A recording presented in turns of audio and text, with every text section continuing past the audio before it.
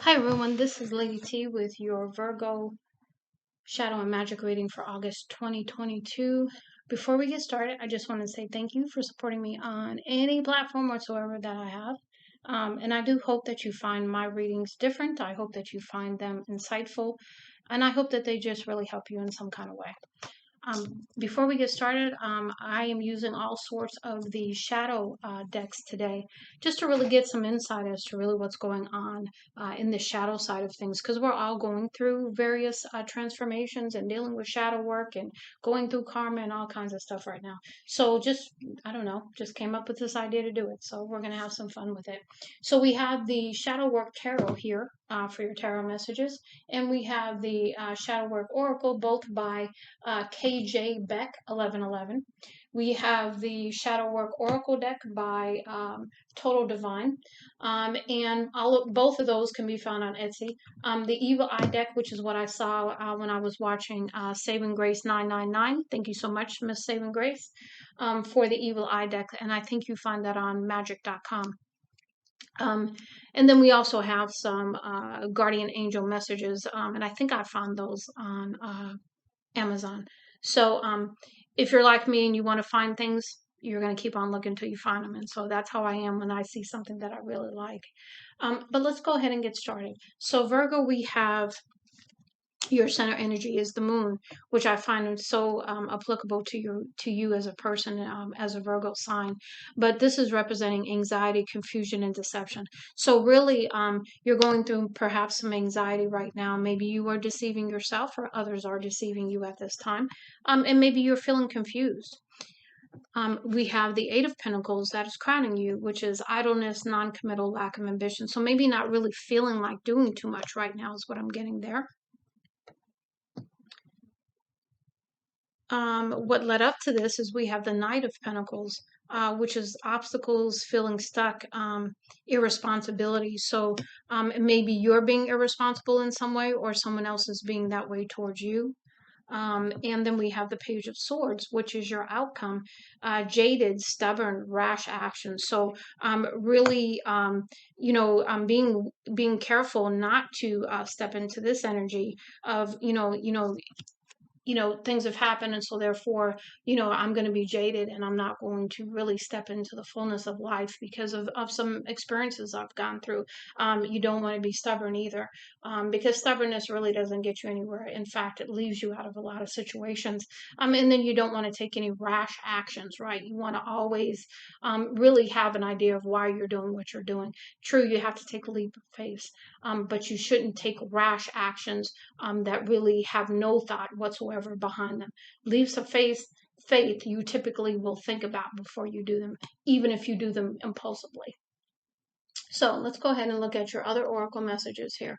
We've got whirlpool cycles. So really going through some cycles here and clearing those out. You've got inner child nurture. So it really being encouraged to nurture your inner child at this time.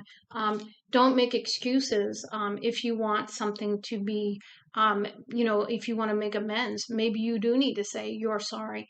And so not feeling, not using excuses not to do that. You've got shame and forgiveness. So really, maybe you've got some deep-seated shame, and maybe you are either needing to forgive yourself or perhaps forgive others.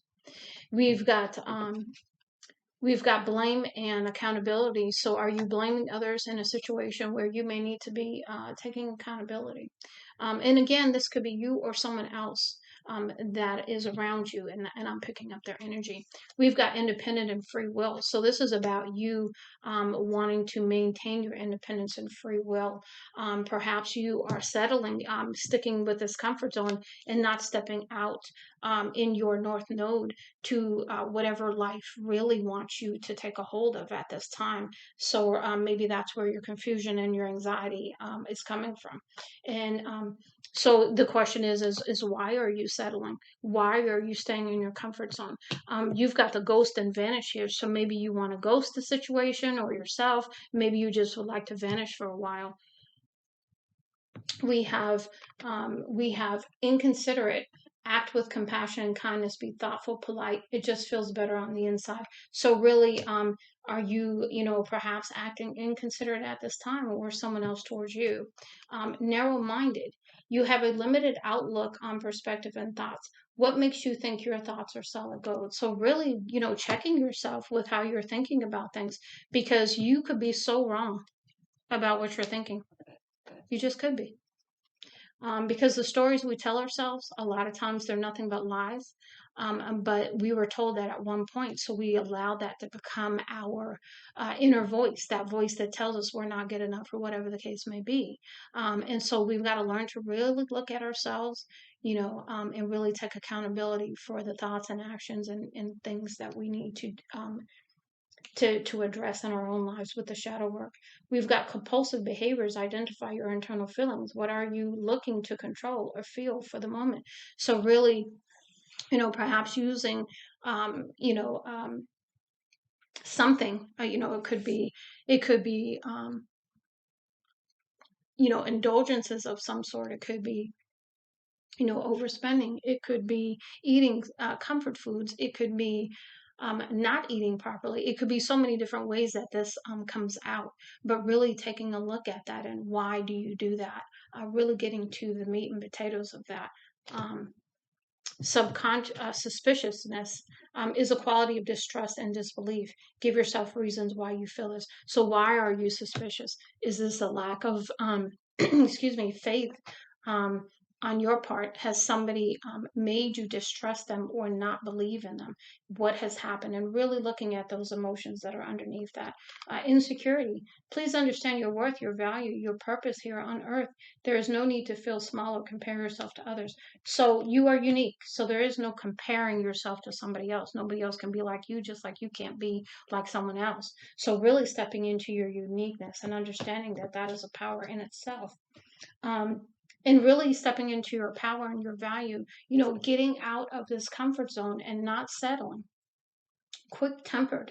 Think before you speak. Put space between your thoughts and the words that come out. So if you are in a situation where, it triggers you, really handling that differently rather than speaking on it. Just, deal with the situation. Even if you have to step back and be like, hey, I need some time to think about this kind of thing, and not reacting, because that's not going to get anywhere. Two people in a conversation going at each other never gets anywhere. It just makes it worse. And a lot of times things are said that don't need to be said, because they're hard to take back later. Addictions. Think about the emotions you are trying to cover up. Deal with those emotions, process, heal, and release them. So you're really being asked to, look at your addictions, whatever they are: food, alcohol, drugs, weed, whatever, that kind of thing. Looking at that. And then prejudice. What if you were categorized into a group and given attributes that were false without truly knowing who you are? So this is really about looking at your own prejudices that you may have in a situation, or somebody else that's around you needs to be doing this. So here, what I've done with these, the Evil Eye deck, is I recently my one of my children gave me the book The Four Agreements by Don Miguel Ruiz, and so I went on YouTube and I watched the videos about the book, and I watched the Four Agreements, and then I went a little further. But the first agreement is, to be impeccable with your word. And what I thought was really incredibly powerful about that was where he talks about how your words are spells. And so you have been speaking spells against people, for people, good or bad, right?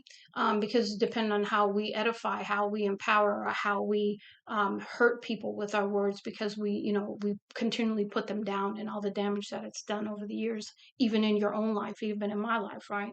So understanding that your words are spells in themselves. So, you don't have to light a candle. You don't have to do voodoo. You don't have to do all these things. You can just simply say things, and the energy and the power in that can also be a spell. So I just thought it was really interesting, and so that's why I'm doing the Evil Eye deck, to see how you may have spoken spells into people's lives and what those could be, or the spells that people have spoken into yours. And that's why I call this Shadow and Magic. So we've got protection. You are protected. What they have planned for you will not work. So your spiritual team's all over it, your ancestors, everybody's got your back. Talk too much. Someone will tell on themselves and reveal their true feelings and intentions towards you. So again, this is really about you paying attention and listening more than you speak. We've got the sea salt power. Use the cleansing and restorative powers of sea salt to remove negative energies from your body and home. So again, sea salt will do that. Spiritual baths, like I've talked on some of the other videos too.